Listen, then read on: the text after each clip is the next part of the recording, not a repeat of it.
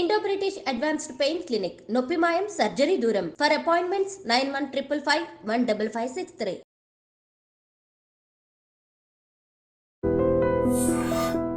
Big breaking ఇది.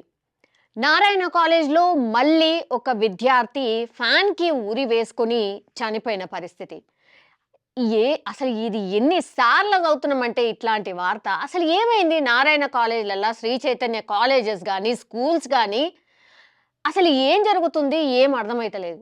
గింత చిన్న పిల్లలు కూడా 7వ తరగతి విద్యార్థికి అంటే 12 ఏళ్ళు ఉంటాయి, 12, 13 ఏళ్ళు ఉంటాయి. ఏం తెలుస్తుందని ఇట్లా ఊరేసుకుంటున్నారు. ఎంత బాధ అయితే ఊరేసుకుంటున్నారో అసలు అర్థం చేసుకోండి పేరెంట్స్ కానీ, యాజమాన్యం కానీ.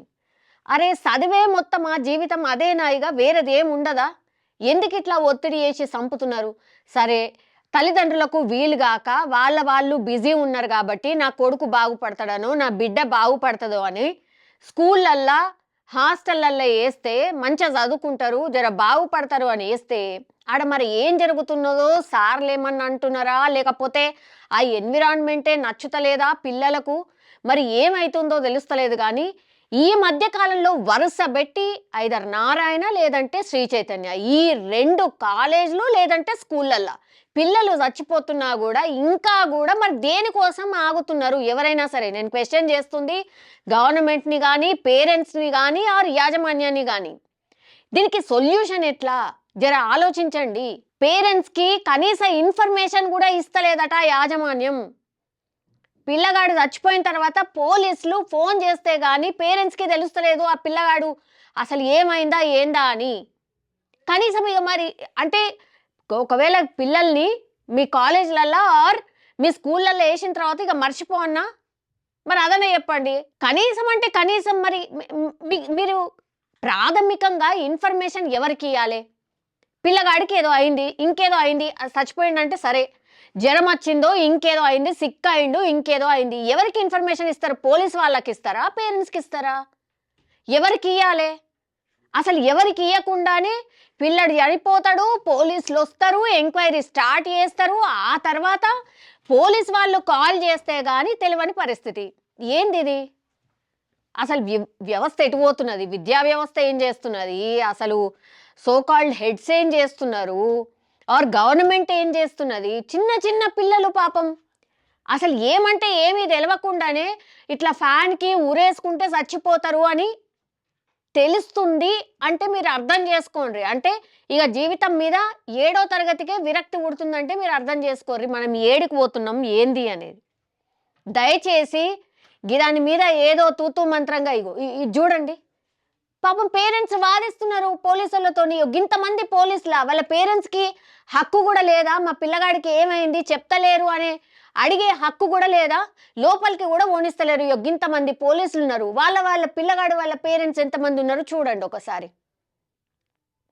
ఇది నారాయణ స్కూల్, అది కూడా హయత్ నగర్కి సంబంధించిన స్కూల్లో 7వ తరగతి విద్యార్థి లోహిత్ రెడ్డి అనిపోయిండు. ఆ తర్వాత భయపడిపోయి చూడండి అతని ఫ్రెండ్, ఆ లోహిత్ రెడ్డి వాళ్ళ క్లాస్మేట్, వాళ్ళ ఫ్రెండ్ పేరెంట్స్ భయపడిపోయి తీసుకుపోతున్న పరిస్థితి కనిపిస్తోంది. ఎవరు చెప్పాలి వీళ్ళకి జవాబు? సరే, తాత్కాలికంగానే తీసుకొని పోతున్నాడు ఆయన, మళ్ళా సచ్చినట్టు ఎగైన్ మళ్ళీ ఈడికే రావాలా, ఈయన్నే చదువుకోవాలా? ఆ పిల్లగాడు నిన్నటి వరకు ఆడుకున్న పిల్లగాడు ఇప్పుడు వాళ్ళతో పాటు లేడు. ఇది చూడండి ఎట్లా భయపడిపోతున్నాడో. ఏం చెప్తున్నారు వీళ్ళ పేరెంట్స్? తాత్కాలికంగా తీసుకొని పోతున్నారు. ఆ తర్వాత ఏంది? తర్వాత ఆ పిల్లగాడు ఎంత చూడండి ఒక్కసారి చూడండి ఎట్లా భయపడిపోయి ఉన్నాడో చూడండి. వాళ్ళ పర్సన్స్ వచ్చి ఇన్సిడెంట్ జరగంగానే ఆ పిల్లలకి సంబంధించిన వాళ్ళ పేరెంట్స్ వచ్చి హడావిడి చేయంగానే వాళ్ళు ఏడిసి అసలు ఏం జరిగిందో చెప్పుండ్రి అని అడిగితే భయపడిపోయి వాళ్ళ పిల్లలకు పేరెంట్స్ ఫోన్ చేస్తే అప్పుడు ఆ పేరెంట్స్ వచ్చి హడావిడిగా తీసుకొని పోతున్నారు. ఇట్లా ఇంకెన్ని జరగాలి అంటున్నా? ఇంకెన్ని జరిగితే ఇంకా స్పందిస్తారు? ఒకసారి ఆలోచించండి. ఇప్పుడు చూడండి, అడుగుదామంటే లోపల ఎవరు లేరు, హెడ్ ఖాళీ కుర్చీ కనిపిస్తున్నది. ఇంకెక్కడ ఉంటారు? Already escape. ఆ యాజమాన్యం ఇంకా కూడా ఓ వారం 10 రోజుల పాటు ఈ కుర్చీ ఖాళీగానే ఉంటుంది, కనబడరు, రారు. ఎందుకంటే కొడతారు కదా. మొన్నటి వరకు జరగలే ఇన్సిడెంట్స్ గంతే. కొడతారు తాత్కాలికంగా. సరేలే ఒక 1000-2000 మందిలల్లా ఒక్క పిల్లగాడు పోతే ఏమైతుందిలే, మిగతా వాళ్ళందరూ బాగుపడతారు అనుకుంటున్నారా? ఆ పిల్లలు ఎవరైతే ఇంకా స్కూల్లో చదువుతున్న వాళ్ళు ఎవరైతే ఉన్నారో వాళ్ళ మీద ప్రభావం పడదా? ఆ చైల్డ్‌కి 12 ఏళ్ల వయసప్పుడు పాపం ఏది జూషినా గూడా రిజిస్టర్ అయిపోతది. అది లైఫ్ లాంగ్ వాళ్ళ మీద ఎంత ఇంపాక్ట్ జూపిస్తది. ఇది ఎవ్వరు ఆలోచించరు. ఎంత మాట్లాడినా గూడా వేస్ట్. అట్లయిపోయింది పరిస్థితి. పేరెంట్స్ కనీసం అంటే కనీసం ఆలోచించండి. దీనికట పర్మిషన్ గూడా లేదు. జస్ట్ ఓ సంవత్సరం కింద స్టార్ట్ జేసిండ్రట. అసలు ఎంత పెద్ద మాఫియా, ఎంత పెద్ద దందా అంటే అసలు you name any corporate schools అంటే నారాయణ అనుకోవచ్చు, శ్రీ చైతన్య అనుకోవచ్చు, సో కాల్డ్ ఇంకా వేరే వేరేవి గూడా చాలా కార్పొరేట్ స్కూల్స్ ఉన్నాయి. అండ్ ఈవెన్ కాలేజెస్ ఉన్నాయి. ఎన్ని ఇన్సిడెంట్సో పిట్టెల్లా రాలిపోతున్నారు పిల్లలు. ఆ పేరెంట్స్ పాపం ఎవరైతే వస్తారో వాళ్ళు ఓ లబోదిబ్బోం అంటారు, ఏడుస్తారు, పోతారు. ఆ తర్వాత ఏమున్నది, వారం 10 రోజుల తర్వాత అంతా నార్మల్. మళ్ళా ఆ పిల్లగాళ్ళే వస్తారు. మళ్ళా ఇంకో ఇన్సిడెంట్ జరిగితే ఏమవుతుంది? 2000 పిల్లగాళ్ళల్లా 2-3 చచ్చిపోతే ఏమవుతుంది? మిగతాళ్ళైతే ర్యాంకులు వస్తాయి కదా. 1, 2, 3, 4 గిదే కదా. వాళ్ళు ఎంత మంచిగా దందా చేస్తున్నారు అని అంటే వాళ్ళు అందరూ మంచిగానే ఉంటారు. యాజమాన్యం అంతా మంచిగానే ఉంటుంది. కడుపు కోత ఎవరికి అంటున్నా? ఎవరికి కడుపు కోత? డెఫినెట్లీ పేరెంట్స్కి. ఇది అర్థం కాకుండా మీరు ఎంత ప్రయత్నం చేసినా ఈ ఈ ఇన్సిడెంట్ ఆ తోటి విద్యార్థుల మీద చాలా అంటే చాలా ఉంటుంది. దయచేసి అసలు ఆ స్కూల్లో ఏమైనా పర్మిషన్ ఉందా? అసలు టీచర్లు ఎవరు? వాళ్ళు ఎట్లా టీచ్ చేస్తారు? పిల్లగాడు చదవకపోయినా వదిలేయమంటే కూడా అయినా ఒత్తిడి ఎందుకు తెస్తున్నారు? అసలు కనీస ఇన్ఫర్మేషన్ ఇయ్యకుండానే అసలు ఈ ఈ స్కూల్ వ్యవస్థ ఎట్లా నడుస్తున్నది? ఎట్లా నడుపుతారు? గవర్నమెంట్ పర్యవేక్షణ ఎందుకు ఉండట్లేదు? మాట్లాడదాం. ఇవన్నిటి మీద రియాక్ట్ కావడానికి మనతో పాటు ఉన్నారు ఓయూ జేఏసీకి సంబంధించిన లీడర్ కరాటే రాజు గారు మనతో పాటు ఉన్నారు. సార్ నమస్తే సార్. నమస్తే అండి. సార్ అగైన్ ఈ కొత్త ఇన్సిడెంట్ అయితే కాదు. ఈ మధ్య కాలంలో పిల్లలు కాలేజ్లో కానీ లేకపోతే స్కూళ్ళల్లో కానీ సార్ ఆత్మహత్యలు చేసుకుంటున్నారు సార్. ఏంది అసలు ఏమవుతున్నది? వ్యవస్థలో ఏమవుతున్నది? నేను ఒక విషయం చెప్పదలుచుకున్నానండి. కొట్లాడి సాధించుకున్న తెలంగాణ కావచ్చు, సమైక్యాంధ్రాలో ఉన్నప్పుడు కాదు, ఈ మరణ మృదంగాలు ఆగలే, ఎక్కడ కూడా ఆగలేదు. మేము ఈ విద్య ఏదైతే కార్పొరేట్ మాఫియా ఉందో ఈ మాఫియా పైన చిన్నప్పుడు పాటలు పాడుతున్నాం. కార్పొరేట్ కాలేజీలో, కార్పొరేట్ స్కూల్లో కన్ను మూసి నా చెల్లి, ఖైదు జీలి జీవితంలో గడిపిన తల్లి, చితిమంటల కాలిపోతివా ఓ చెల్లెమ్మ ఓ తమ్ముడా అని ఏనాడు వీళ్ళ ధ్యాస, శ్వాస, ఆశ డబ్బులపైనే. ఎప్పుడు కూడా 24 గంటలు చదువు చదువు చదువు. ఎక్కడ పోయింది కొఠారి కమిషన్? ఎక్కడ పోయింది విద్యా వ్యవస్థ విలువలు? ఎక్కడ పోయింది ఛాయ్ తాగే లోపల ఈ కార్పొరేట్ కళాశాలను మొత్తం మూసేస్తా, ఈ యొక్క మాఫియాను మూసేస్తా అని చెప్పినటువంటి రేవంత్ రెడ్డి గారు ఈ రోజు నీ పాలనలో, ఈ ఏడాది పాలనలో దాదాపు 180 మంది కార్పొరేట్ కళాశాలలో పాఠశాలలో చదువుతున్నటువంటి విద్యార్థులు బలన్మరణాలు, అంటే ఎట్లా అంటే పురుగుల మంది తాగి ఆత్మహత్యలు చేసుకొని ఉరి వేసుకొని, నేను చదవలేకపోతున్నా అమ్మా, నేను చదవలేకపోతున్నా నాన్న, లేకపోతే 24 గంటలు నన్ను చదువు చదువు చదువు చదువు అని చెప్పేసి నన్ను ఇబ్బంది పెడుతున్నారు అని చెప్పేసి ఫోన్లు చేసి తన చదువులను తరలిస్తే ఈరోజు తెలంగాణ రాష్ట్ర ప్రభుత్వం ముఖ్యమంత్రి గారు ఏం చేస్తున్నారండి? కళ్ళు తెరుస్తలేడా? కళ్ళు కనిపిస్తలేవా ఈ చదువు ఈ చావుల పైన? ఈ చిన్న పసి కూనలు ఏవైతే 7వ తరగతి పిల్లవాడు కూడా ఫ్యాన్ వేసుకున్నాడంటే ఈ యొక్క కార్పొరేట్ మాఫియా, ఈ యొక్క కార్పొరేట్ నారాయణ శ్రీ చైతన్య కళాశాలల పైన చర్య తీసుకోలేని దమ్ము, సిగ్గు, శరం లేదా ఈ ముఖ్యమంత్రికి? ఈ ఏమైనా దద్దమనా ఈ ముఖ్యమంత్రి? ఎందుకు చనిపోతున్నారు? దీనిపైన కారణాలు ఏంటి విశ్లేషించినవా? పాఠశాల విద్య పైన ఏనాడైనా నువ్వు ఒక్క రోజున నువ్వు చర్చించినవా? ప్రతిపక్షంలో ఉన్నప్పుడు ఒక మాట మాట్లాడినావు, ప్రతిపక్షం లేనప్పుడు ఇంకొక మాట మాట్లాడుతున్నావు. ఈ రోజు విద్యార్థులంతా కూడా గాల్లో పిట్టల్లా రాలిపోతా ఉన్నారు, చచ్చిపోతా ఉన్నారు. తెలంగాణ బిడ్డలు ఒక్కొక్కరు కూడా నేల రాలిపోతా ఉన్నారు. దీనిపైన నువ్వు మాట్లాడావా మిస్టర్ రేవంత్ రెడ్డి అని చెప్పి ప్రశ్నిస్తా ఉన్నాం. సార్ ఈ రాజకీయాలు పక్కన పెట్టేద్దాం సార్. అసలు వ్యవస్థ అనేది నిజంగా ప్రక్షాళన జరిగిందా? జరిగితే గిట్ల ఎందుకుంటా సార్? అసలు ఏంది సార్ ఇది? 7వ తరగతి పిల్లగాడు చచ్చిపోడేంది? సౌమ్యారెడ్డి గారు, వ్యవస్థ ప్రక్షాళన అంటే ఎక్కడి నుంచి, పార్లమెంటరీ వ్యవస్థలో వ్యవస్థ ప్రక్షాళన ఎక్కడి నుంచి ప్రారంభమవుతుందండి?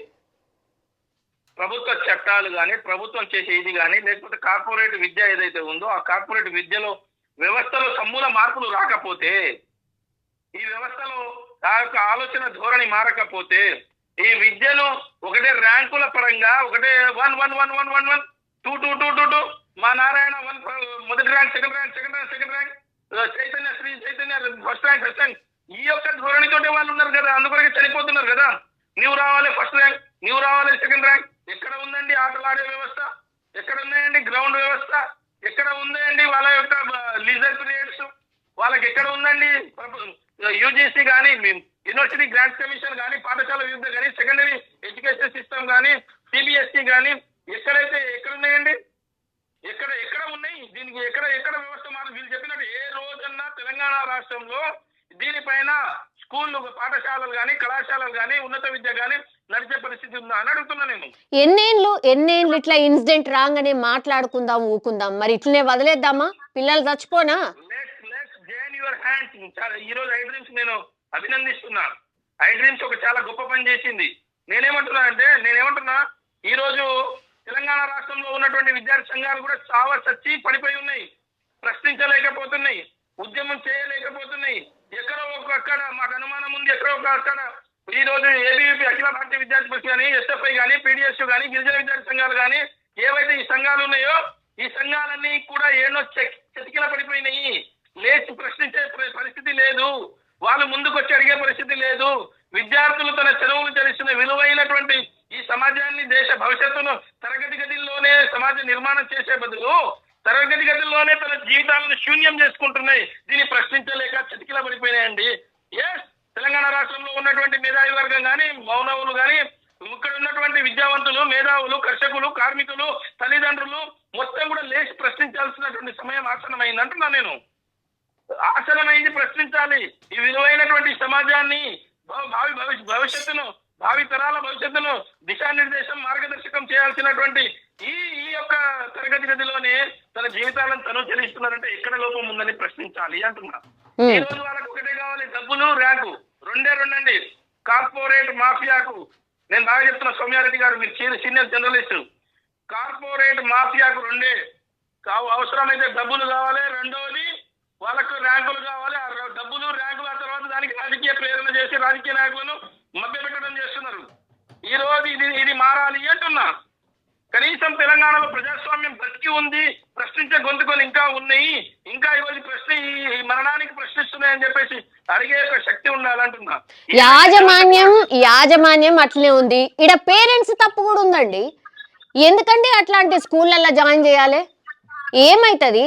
అలా పిల్లలు పాపం చెప్పే ప్రయత్నం చేస్తున్నారు, అయినా సరే ఆ స్కూళ్ళలోనే ఎన్ని ఇన్సిడెంట్స్ అన్నా కానీ మళ్ళా తీసుకుపోయి మళ్ళీ నెక్స్ట్ ఇయర్ జాయిన్ చేయరా ఇట్లాంటి కాలేజీలల్లో, ఆ స్కూళ్ళల్లో?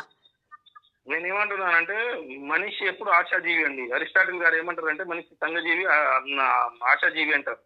తన కొడుకు కానీ, తన బిడ్డ కానీ, నా సౌమ్యారెడ్డి ఈ రోజు ఉన్నటువంటి మీరు కానీ, నా బిడ్డ చాలా బాగుపడాలి, చదువుకోవాలి, గొప్పగా ఈ దేశానికి, ఈ రాష్ట్రానికి, నా ఊరికి పేరు తేవాలి, పేరు ప్రఖ్యాతలు తేవాలి, మంచి బతకాలని ఆశించడంలో తల్లిదండ్రులకు తప్పులేదు. తల్లిదండ్రులు తన కొడుకులను, బిడ్డలను ఎవరిని కూడా చంపుకోవడానికి ఏ పాఠశాలకు ఎవరు కూడా పంపించారండి. నేను ఒకటి విషయం చెప్పదలుచుకున్నా. నేనేమంటున్నానంటే, అక్కడ ఉన్నటువంటి వ్యవస్థ మారాలి, చదువు తీరు మారాలి, తీరు తెన్నులు మారాలి, అక్కడ ఉన్నటువంటి వ్యవహార శైలి మారాలి. ర్యాంకులే పాఠశాలని మానసికంగా వాళ్ళని కుంగదీస్తున్నారు. 7వ తరగతి విద్యార్థి కూడా ఉరివేసుకునే పరిస్థితి వచ్చిందంటే ఈ రోజు ఏ పరిస్థితిలో ఉన్నాం మనం? ఎక్కడ ఉన్నాం మనం? ఏ దయానీయ స్థితిలో ఉన్నాం మనం? ఎక్కడికి పోతుంది వ్యవస్థ? 7వ తరగతి ముక్కు పచ్చలారని విద్యార్థి ఈ రోజు తన యొక్క ప్రాణాన్ని బలిగొంటున్నారంటే ఎంత ఆలోచిస్తున్నాడు, ఎంత ప్రెషర్ ఉంది, వాళ్ళపైన ప్రెషర్ పెట్టగలుగుతున్నారు. ఆయనకు ఆరోగ్యరీత్యా బాగున్నాడు, బ్రహ్మాండంగా ఉన్నాడు. 7వ తరగతి విద్యార్థికి సమాజం యొక్క అప్పుడప్పుడే బుడిబుడి అడుగులు వేస్తున్నా ఉన్నాడు. చదువు తప్ప ప్రపంచం వేరే లోకం తెలియదు, తల్లిదండ్రులు తప్ప వేరే లోకం తెలియదు, అమ్మ నాన్న తర్వాత వేరే లోకం తెలియదు. తీసుకొచ్చి దాంట్లో ఏం చేస్తే సమాజ సంఘ సేవకులుగా తయారు చేసినటువంటి పాఠశాలలు తనను ఒక యంత్రాంగంగా, తను ఒక చదువు యంత్రాంగం, ర్యాంక్ యంత్రాంగం తయారు చేస్తున్నటువంటి ఈ పాఠశాల పైన చర్యలు తీసుకోకపోతే వ్యవస్థ ఎక్కడ మారుతుంది? సౌమ్యారెడ్డి గారు, తల్లిదండ్రులను ఎట్లా చెప్తామండి మనం? తల్లిదండ్రులను ఎట్లా బాధ్యత చేయమంటాం? దీనికి ప్రభుత్వం బాధ్యత, పాఠశాల బాధ్యత, యాజమాన్య బాధ్యత. ఇది యాజమాన్యం ఖచ్చితంగా దీనికి శిరస వహించాలి, బాధ్యత వహించాలి. ప్రభుత్వం కూడా బాధ్యత వహించాలి. యా, సరే సరే సరే రాజు గారు, ఇప్పుడు ఎగ్జాక్ట్లీ ఇది సీరియస్ గా మాట్లాడుకోవాల్సిన అంటే టైం వచ్చేసింది అనిపిస్తోంది. అసలు ఏంది సార్ ఇది? ఈ మధ్య కాలంలో 2 నెలల పరిధిలోనే అసలు స్కూలు లేదు, కాలేజ్ లేదు. ఏడ పడితే ఆడ పిల్లలు చచ్చిపోతున్నారు, పోతారు తూతూ మంత్రంగా. ఆడ పోయి ఏదో హడావిడి చేసి ఒక 3-4 జాగలల్లా పోతారు, ఇక సోకాల్డ్ లీడర్లు పోతారు, పోయి వార్న్ చేస్తారు, వస్తారు. మరి చర్యలేవి? దీనికి ఆన్సర్ ఉండదు. మరి ఎగ్జాక్ట్లీ ఈ నెక్స్ట్ అకాడమిక్ ఇయర్ వరకల్లా ఇట్లాంటి కాలేజీలు ఎన్ని ఉన్నాయి, ఇట్లాంటి స్కూళ్ళు ఎన్ని ఉన్నాయి, ఆడ ఏం వసతులు ఉన్నాయి, ఇవన్నీ చేయాలనా లేదా? మరి ఎంత సీరియస్ పోరాటం చేయాల్సిన అవసరం కనిపిస్తున్నది దీని మీద? సౌమ్యారెడ్డి గారు, why tomorrow, why not today? నేనేమంటున్నా అంటే నెక్స్ట్ అకాడమిక్ ఇయర్ గురించి పక్కన పెడదాం. వ్యవస్థ ఎట్టుంటుందో తెలియదు, ఏమవుతుందో తెలియదు. Why not today? Government has to take action immediately. నేనేమంటున్నానంటే ఏదైతే విద్యా చట్టం అయితే ఉందో, విద్యా హక్కు చట్టం ఏదైతే ఉందో, విద్యా హక్కు చట్టం ప్రకారం ఏదైతే సెక్షన్ 2/4 క్లాజ్ ఏం చెప్తుందండి? ఒక విద్యార్థికి రోజుకు 1.5 గంటలు అంటే 45 నిమిషాలు ఒక పీరియడ్, ఇంకొక 50 నిమిషాలు ఇంకొక పీరియడ్, ఈ 2 పీరియడ్లను కలిపి పాఠశాలలో క్రీడ అంటే ఏ రకమైనటువంటి ఫిజికల్ యాక్టివిటీస్ ని కేటాయించాలి. నేనేమంటున్నా అంటే I'm challenging here to government or any officials in IAS. నేనేమంటున్నా, ఏ పాఠశాల శ్రీ చైతన్య నారాయణ తీసుకుందాం, ఎక్కడైనా 2 గంటల సేపు వాళ్ళకు క్రీడాకు సంబంధించిన మానసిక ఉల్లాసాన్ని ఇచ్చేది ఏదైనా చేస్తున్నారా తెలంగాణ రాష్ట్రంలో? వాళ్ళ యొక్క పాఠశాలలకు సంబంధించినటువంటి తనిఖీలు అక్కడ ఉన్నటువంటి ఎంఈఓలు కానీ, డిఈఓలు కానీ, ఆర్జేడీలు కానీ ఎక్కడైనా చేసిర్రా? చేస్తే రిపోర్ట్లు ఏమున్నాయి? ఎక్కడున్నాయి ఆ రిపోర్ట్లు? ఎందుకు దాచిపెడుతున్నారు? అసలు విద్యా వ్యవస్థ, విద్యకు సంబంధించినటువంటి కార్యదర్శి ఐఏఎస్ గారు కానీ, విద్యా కార్యదర్శి కానీ, డిఈఓలు కానీ, కలెక్టర్లు కానీ, ఎంఈఓలు కానీ, కింద ఉన్నటువంటి అధికారులు దీనిపైన పర్యవేక్షణ చేస్తున్నారా? చేస్తే ప్రభుత్వానికి నివేదించినటువంటి నివేదికలు ఏమున్నాయి? వీళ్ళు చేస్తే ఈ ఆత్మహత్యలు ఎందుకు పెరుగుతాయి? వాళ్ళపైన ప్రెషర్ లేకపోతే ఈ ఆత్మహత్యలు ఎందుకు పెరుగుతాయి? ఫీజుల గురించి లక్షల రూపాయలు అందుకున్నటువంటి తల్లిదండ్రులకు ఇబ్బంది పెట్టి పుస్తకాలు అమ్ముకొని, కాళ్ళకు మెట్టెలు అమ్ముకొని, చెవులలో ఉన్నటువంటి కమ్మలు అమ్ముకొని నా పిల్లవాడు బాగుపడతారేమో అని చెప్పేసి పంపిస్తే ఉన్న ఆస్తులు తాకట్టు పెట్టి ఉన్న కొడుకు కూడా ఈరోజు చేతికి దక్కకుండా పోయినటువంటి పరిస్థితి ఉందండి. సౌమ్యారెడ్డి గారు, తెలంగాణలో ఈ వ్యవస్థ మారాలి అంటే ఈ రాజకీయ ప్రక్షాళనే కాకుండా అధికారుల ప్రక్షాళన జరగాలి. అధికారులు చేస్తున్నటువంటి ఈ దారి దోపిడీదారుల కంటే ఘోరమైన పరిస్థితుల్లో అధికారులు ఉన్నారండి. దారి దోపిడీ దొంగల కంటే ఘోరంగా రాజకీయ నాయకులు ఉన్నారండి. నేను ఎందుకు ఈ కఠినమైన పదజాలాలు వాడుతున్నానంటే, ఒక నిండు ప్రాణము 7వ తరగతిలోనే ప్రాణం కోల్పోయిందంటే ఏం మాట్లాడతామండి? ఏం విశ్వసిస్తాం ఈ రాజకీయ నాయకులను? ఏం విశ్వసిస్తాం ఈ విద్యా వ్యవస్థను? ఏం విశ్వసిస్తాం ఈ అధికారి గణాంకాన్ని? నేనేమంటున్నా అంటే లెట్ దెమ్ గో. ఇప్పటికైనా మీరు కళ్ళు తెరవండి. ఇదే చివరి సావు కావాలి, ఇదే చివరి మరణ శాసనం కావాలి. ఈ విద్యార్థుల యొక్క మీ యొక్క మాఫియాను అరికట్టడంలో ఫెయిల్ అయితే రాజీనామాలు చేసుకోండి. ఈ యొక్క విద్యా వ్యవస్థను మీరు ఒకవేళ ఎంఈఓ, డిఓ, కలెక్టర్, ఆర్జేడీలు, ఆ తర్వాత విద్యాశాఖ మంత్రి వరకు, ముఖ్యమంత్రి వరకు కూడా ఏదైతే హైరార్కీ సిస్టమ్ లో ఉన్నటువంటి ఈ వ్యవస్థ ఉందో, శాతకాన్ని మేము దద్దమ్మల వంటి పక్కకు పోండి, మేము చూసుకుంటాం. వ్యవస్థను ఎట్లా గాడిలో పెట్టాలో చూసుకుంటాం. భారతదేశానికి దిశానిర్దేశం చూసినటువంటి చాలా విద్యాశాఖకు సంబంధించినటువంటి కమిటీలు చాలా రిపోర్ట్లు ఇచ్చినాయి, కానీ ఎక్కడ అమలు అవ్వట్లేదు. ఉదయం నుంచి రాత్రి దాకా తెల్లవారుజామున పసి పిల్లలను అసలు క్రీడలు అంటే తెలియదు, వాళ్ళకి మానసిక ఉల్లాసం అంటే తెలియదు, అసలు ఏం చేయాలో తెలియదు. ఉదయం నుంచి రాత్రి దాకా చదువు చదువు చదువు చదువు చదువు వాళ్ళ జీవితం చదువు. ఇక ఏమైతుందండి? వ్యవస్థ ఏమైతుంది? ఎక్కడికి పోతుంది? అంటే వాళ్ళ యంత్రాలా, ఏమైనా రోబోట్లా, మనుషులం? ఇప్పుడు సౌమ్యారెడ్డి గారు, మీరైనా మనకైనా మనసు ఉంటది, ఆలోచన శక్తి ఉంటది. ఆలోచించే 24 గంటలు పాఠశాలలో పాఠాలు చెప్పిన దానికి ర్యాంకుల మీదనే ఆధారపడి ర్యాంకులు చేయాలని అంటే ఎటు పోవాలి ఈ వ్యవస్థ? ఏం కావాలి ఈ వ్యవస్థ? ఎంతమంది ప్రాణాలు కోల్పోవాలి? ఎంతమంది చిన్నారులు ఈ చలి మంటలకు కాల్చుకోవాలి? నేను ఇందాక చెప్పాను, కార్పొరేట్ కాలేజీలో కన్ను మూసి నా తల్లి, ఖైదు జైలు జీవితంలో ఓడిపోయిన నా తల్లి, చిటిమంటల కాలిపోతే ఇవా అని చెప్పేసి మేము పాటలు పాడినాం. ఎందుకు పాడినామంటే వీళ్ళ యొక్క మరణ శాసనాధారకంగా రాస్తున్నాం. ఎన్ని ఘటనలు అండి, వారానికి ఒక ఘటన శ్రీ చైతన్య, వారానికి ఒక ఘటన నారాయణ, ఎవరు అసలు ఈ శ్రీ చైతన్య నారాయణ ఈ రాష్ట్రాన్ని ఎందుకు మాఫియా లాగా పాలిస్తున్నారు? ఎవరు దీని వెనకాల ఉన్నటువంటి అదృశ్య శక్తులు? దీనికి ఎందుకు మీరు బ్లాక్ లిస్ట్ లో పెట్టి ఈ పాఠశాలను రద్దు చేయరు? ఎక్కడున్నాయి మీ పాఠశాలల పర్మిషన్లు? ఎక్కడున్నాయి మీకు ఇచ్చినటువంటి పర్మిషన్లు? మీరు ఎక్కడ ఉన్నారు? మీ దాంట్లో ఉన్నటువంటి వాళ్ళ యొక్క అర్హతలు ఏంటి? మీరు చేస్తున్నటువంటి నిర్వాహకం ఏంటి? మీకు ఎంతమందికి పర్మిషన్ ఇచ్చారు? మీ పాఠశాలల బిల్డింగ్లకు ఏంది? మీ పాఠశాలలో ఉన్నటువంటి ఫుడ్ ఏంది? ఎవరండి మీకు అడిగే వాళ్ళు? ఎవరి నా కొడుకు మాఫియా అంటున్నా నేను.